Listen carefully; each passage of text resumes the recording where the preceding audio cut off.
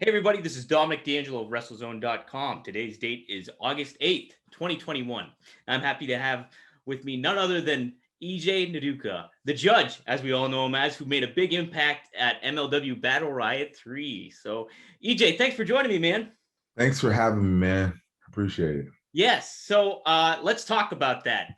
You made quite the waves, tossing out 12 people out of the Battle Riot, and just showing what the judge is all about. Talk about that experience of being in the Battle Riot and making your MLW debut that way. Had a lot of fun at the Battle Riot. Leading up to it, I said a couple things that I meant. I showed up and I showed out, and I was as advertised, and had a lot of fun. Wreck shop, like you said, eliminated 12 people, not one, not two, but 12. And like I said, it was a lot of fun, and I was just glad to be there, and it was awesome. So it was somebody that you really scuffled with, and you guys kind of eliminated one another in a lot of ways, was Calvin Tankman. Correct. Another guy that's making his presence known. Do you kind of have a little bit of itch to go up against him later on, or what's your singles aspirations happen with? As the judge, I scout the best. I'm looking for the best, and I see a lot of talent in that young man, Tankman. He's got a lot of spunk. He's got a lot of attitude, and he's got some girth. He's a big boy, and I like to come after the best. And so I was happy to go toe-to-toe with him. He can bang. I can bang too. But, we got it done. We eliminated each other. So hopefully in the future, I'll get to see him again. That's one of the things that I'm really looking forward to seeing Tankman in that ring. Now, you two, you're talking about going after the big and the best, and the guy that happened to win it was one of them in there, is Alexander Hammerstone. What was your viewpoint of him and his assessment of him and how he performed in the Battle Riot? And I'm sure you want to tangle up with him too, because he's one of the top dogs. Yeah, Hammerstone is definitely one of the top dogs, and looks like there is a lot of big names, big top guys in MLW that have been impressing me, and Hammerstone is certainly one of them. And in the future, I most definitely want to see Hammerstone in that ring. Heck yeah, man. Heck yeah. That's something that I always like about MLW, is the diverse and amount of styles, sizes, and everything like that gets put into play. So seeing you go up against a lot of different styles, whether it's Hammerstone or Jacob Fatu, or heck, even a lot of the middleweights even, might be a very, very interesting matchup going on. Absolutely. I look forward to it. Yeah, man. So let's talk about, too, just in general, how you talked to Alicia Toot about this and said you had a lot of people going after you, companies going after you and stuff, and you decided to sign with Major League Wrestling. Talk about the process of that going through. Did Court Bauer reach out to you? How did it all exactly unfold for you? MLW reached out to me amongst some of the other companies, and I said it from the beginning, they were the most authentic, they're most transparent, and I just felt it was the best move for the judge. And so far, it's been amazing. Like I said, positive experience. The locker room is full of hungry, diverse, elite level athletes that once they get their moment, and even a lot of them have had their moment, and they've been shining. And so it's just been a blessing to be a part of this organization. And I see a lot of positive things in the future. Would you say, going into MLW, did you kind of look at it too as almost a way to kind of reinvent yourself in a lot of ways, or more so of a way to highlight what maybe you weren't able to show in previous times? I would say definitely highlight, because I wasn't given a chance to even show what I can do, except on the live events in the WWE. A lot of the people that saw me on live events knew what I was about, and they look forward to me coming to MLW. But for the masses, the people that watch on TV, YouTube, Vice TV, they really hadn't got an opportunity to see what the judge was about. And so being able to step in front of that ring, in front of that camera, and letting everybody know that I'm about that business, eliminating 12 people, they knew that I'm not nothing to play with. Absolutely, man. No, and was cool too, I remember after the show ended and stuff like that, I remember seeing all the feedback on Twitter and everything that you got. Talk about kind of getting that kind of feedback, and what was that like, getting the fans' perspective more so after they seen you, like especially like first fans, like this is the first kind of time they get to see you and everything like that. It was definitely humbling and awesome. Like you don't really know how they're gonna react until you go out there and actually, do it. And like you said, the feedback online was incredible. It was nothing but support. People loved it. They really got behind the judge, and it was just awesome just to see how people were really in tune and excited, because I gave it my all. And like I said, when I go out there, I'm not giving 100%. I'm giving 150%. And I'm glad that, the people that came to watch felt that, because that's what I gave. And I'm going to continue to do that. And I'm here to get better. I'm here to learn. And, the sky's the limit. 100%. It's neat to see that too, especially like, have you kind of always had that mindset too, just the willingness to learn, or did you kind of develop that over time, whether it was like going through bodybuilding or football or anything like that? Was that something you learned, or something that was always instilled to you?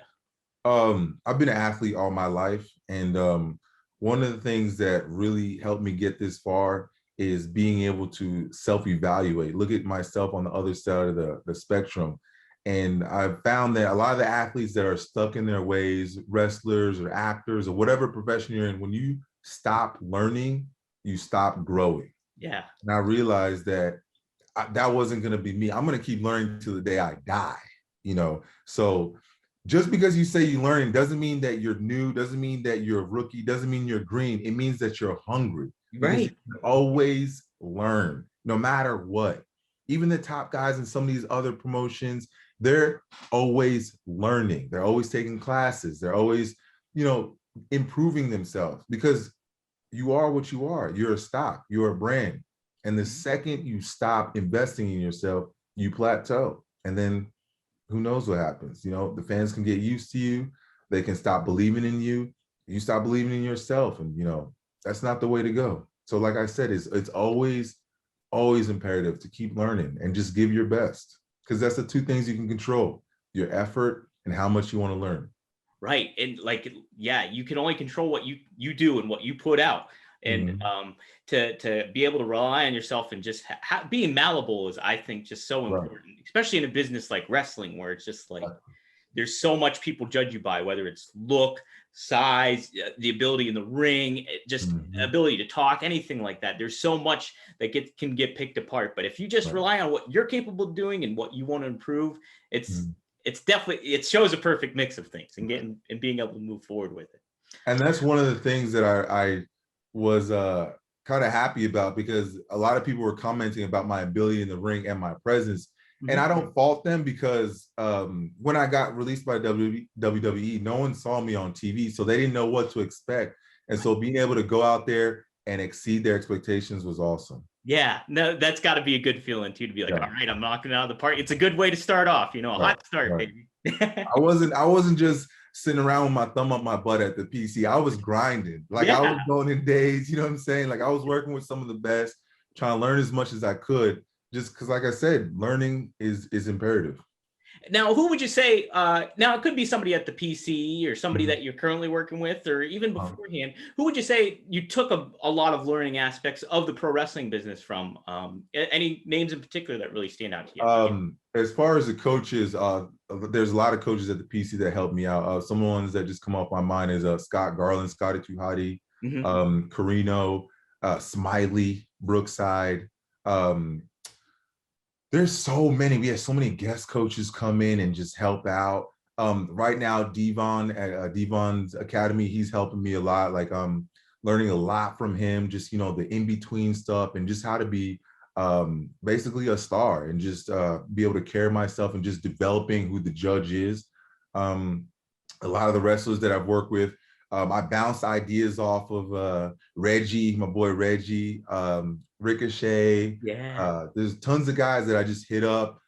Even what does he go by now? August Gray, but now he's Anthony Green. Anthony's another one.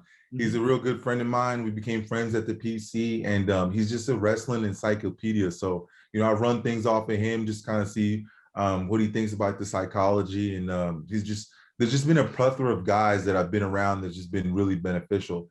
Forgive me if I'm missing anybody, but No, from the guys. you're right though. Like Yeah. being in that business, there's so many people that you learn So from, many. that you develop from. It's So a lot, but it's a lot. no, those are some great names because I look at Anthony Green and already, like, you know, he was released and he's already back on the ground. Like it wasn't even a day that he got back right to it, you know, and you're seeing I talked to him the day he got released and just chopped it up with him and just let him know, like, just remember, this doesn't define you. At the end of the day, you are still Anthony Green, just like I'm still EJ Nduka. Like, I'm not going anywhere. I know who I am. I know what I can bring to the table. And whoever bit the bullet and brought me in, you about to get the best version of me every single night. Heck yeah. And you know it too, being in football and you know, bodybuilding, I'm sure you can get a chip on your shoulder, and that's always a good thing, I feel, you know? Oh yeah. And it helps you. Like, it helps you when you're in the weight room, helps you when you're in that ring. When I'm thinking about my match against Hammerstone, Tankman, Fatu, I got that chip. And it ain't going nowhere until I got that gold around my belt. Right? Replace the chip with the gold, baby. That's right. That's what's happening. Yeah. So you kind of delved into it a little bit. There's been another set of releases, obviously, in NXT. Oh, yeah. What kind of advice would you give to a lot of those guys and gals that kind of get that release and like maybe they, you know, were invested with WWE and stuff, and then that kind of gets pulled out, the rug gets pulled out from under them? Any other things you would maybe give to them, these people moving forward and colleagues and stuff? Keep your head up, keep going. Don't spend too much time about what I coulda, shoulda, did. Don't worry about all that. Just worry about you and moving forward, how to provide for you, your family, and people like us. We're professional athletes. We're at the highest level. If you do what you're supposed to do and just worry about what you can control, you will land on your feet. Right now, I know I literally know what you're going through. I know that, you know, it's tough times right now. COVID messed a lot of things up. COVID came in and got some people in the kidney, and she's still hitting. Yep. She brought her cousin Delta, and now she's fighting too. Yep. They don't want to let go. They don't want to let go. But in the end, there's always sunshine at the end of the trials and tribulations. So just keep going, keep your head up, and don't stress. I think that's fantastic advice, you know? And I think this perfectly leads in. I wanted to talk, you just got out of church. Talk about how important your faith is and how it's just kind of been instilled to you over your life so far. Well, Dominic, I would not be here without my faith. I always talk about how I'm unstoppable, undeniable, and unbreakable. But I'm none of those things without my faith, my God, and my family. That's the only thing that's brought me through all these chapters in my life. From playing football, from transitioning to bodybuilding, to transitioning to wrestling, I've always asked for guidance and for wisdom, because sometimes you can get in a rut and feel like you're climbing the wrong wall or climbing the wrong mountain, or you're not on the path that you think you should be. And it's easy to get distracted. But when I keep my eyes focused on my faith and the Lord comes through, man, he opens doors, and those doors are better than the one you just walked through. Yeah. It's very true. My mom always tells me too, it's like pray, hope, and don't worry, you know? Come on now. You preach it now, Dominic. Yep. It's true. It's true. Do not worry. Don't worry about anything. Don't worry about anything, because I go by all my trunks. I have Psalms 55:22. Cast all your cares upon the Lord, for he never lets the righteous fall.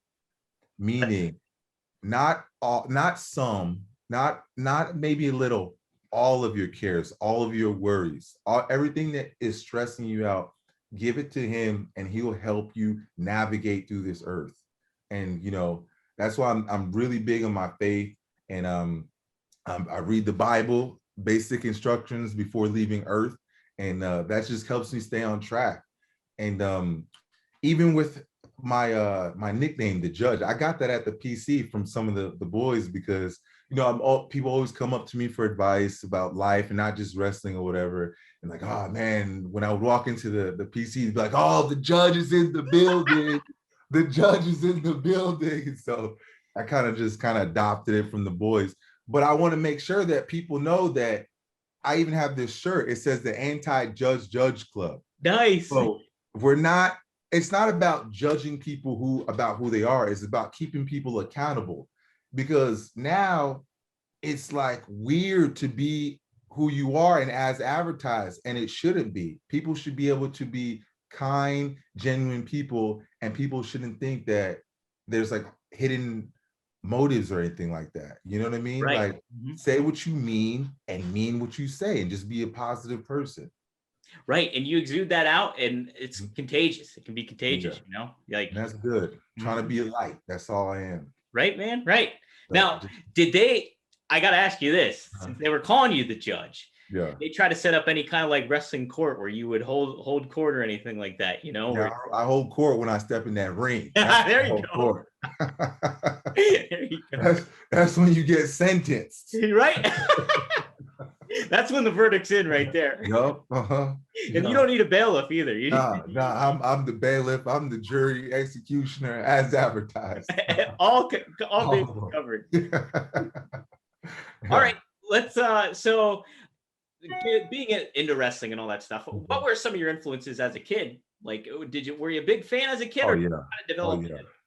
As a kid, I mean, my first screen, I mean, I don't know how many of y'all remember this, but there was this thing called AOL when we were kids. Oh, yeah. And then you had to have AIM to message. Like, this is because text messaging used to cost money. Right. It wasn't free. It used to cost.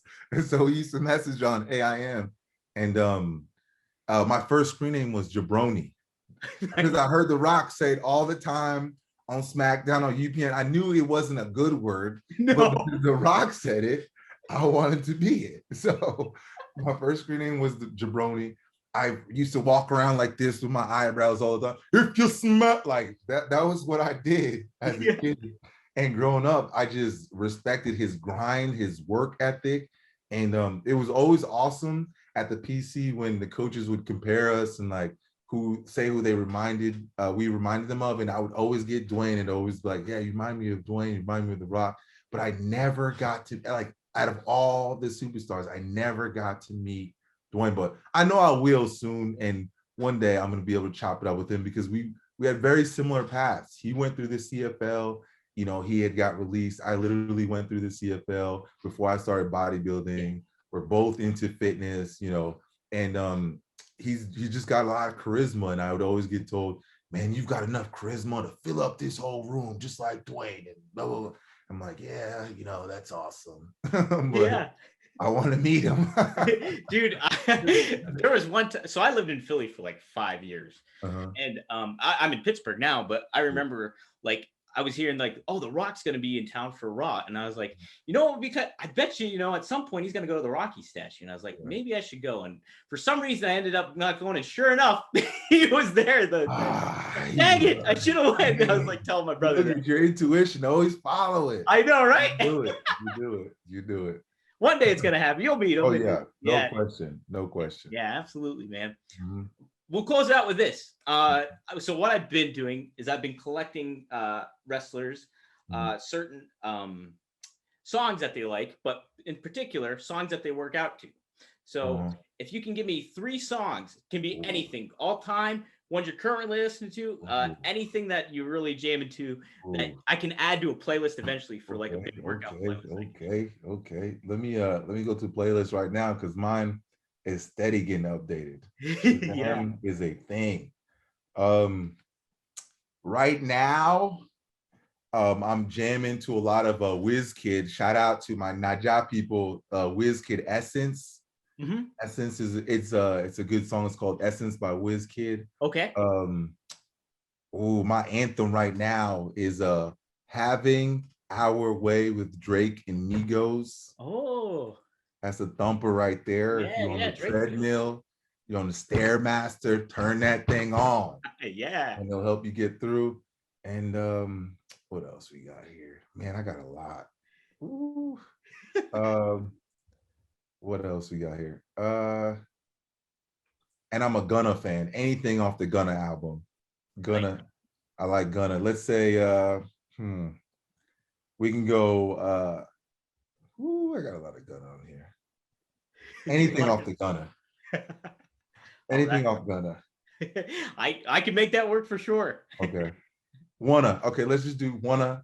The song is called Wanna by Gunna. Okay. Rock on, that works. Great. So you have a couple other irons in the fire. I know. Do you want to talk about any of those or anything else happening that you want to plug? Yeah, there's a lot going on. We are going to Dallas September 11th. I need all my, I'm a Dallas native. I'm from the great state of Texas, baby. Born and raised in Dallas, went to college in Houston. Shout out to Sam Houston State. And coming back is my homecoming. So you guys come out of support. It's gonna be a time because the judge is gonna be on time. What else? There's just a lot going on right now. I don't know if I can say too much, but just know that this is just the beginning and things are moving and we're staying blessed out here and humble. Heck yeah, man. Heck yeah. I gotta ask you this too. Are you a Cowboys fan being Dallas or? Absolutely not. No. Absolutely not. Don't even do that to me. Okay. That's a lifetime of disappointment. Okay. That's what it down. No disrespect to the Cowboys, but that's a lifetime. They haven't won since I've been born. Right. Alive. Okay. Man. Whoo. Now to Michael Irvin, Dion. Those are good mentors when I was playing ball, but I'm an individual fan. There you go. That's how I am too, man. I'm a Jets fan, but I mean, they kind of might as well be an individual fan if you're a Jets. Right. Yeah. Even with the NBA, I'm a LeBron James fan. Yeah. So I don't care if LeBron James plays for China, then I become a CBA fan. Yeah, there you go. No, I'm really into that way too, especially with the NBA. I was always like, players more so than what the team is and everything. Mm-hmm. It's just I root for the individual. I don't root for like a brand or nothing like that. Yeah. Just like wrestlers, you root for the individual. Right? Exactly. Well, cool. How do they follow you on Twitter and Instagram or whatever else? So my Twitter is @EJ the Judge. Instagram is @EJ_. You guys go make sure you cop my new t-shirt, Anti-Judge Club. The link is in my bio on my Twitter, Pro Wrestling Tees. Subscribe to my new YouTube channel. I'm bringing out some content, some vlogs, workout videos, tips, everything you can think of. I got it. The judge is in the building, and we're just gonna keep growing that. Heck yeah, man. Heck yeah. I appreciate you, Dominic. Yeah, appreciate you, EJ. It's been great, man. Oh, it's been awesome. All right. Thanks, guys.